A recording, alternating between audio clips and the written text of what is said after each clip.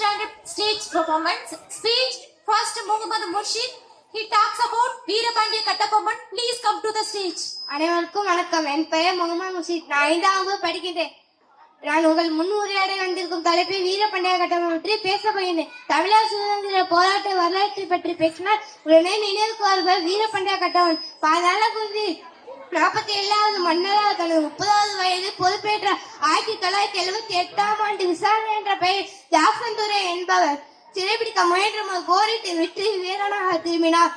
1799 ஆண்டில் பானர்வன் என்ற ஆங்கில தளபதி பாஞ்சாலகுறிச்சி கோட்டையை கைப்பற்றியதால் கட்டபொம்மன் கோட்டையை விட்டு வெளியேறினார். 1979 அக்டோபர் 16ஆம் தேதி ஆங்கிலேயரால் கயத்தாற்றில் புளிய மரத்தை தூக்கிலிப்பட்டார்.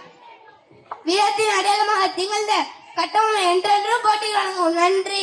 இன்றைய குடியரசு தின நல்வாழ்த்துக்கள். அருமையான பேச்சு. நன்றி முகமது முர்ஷித்.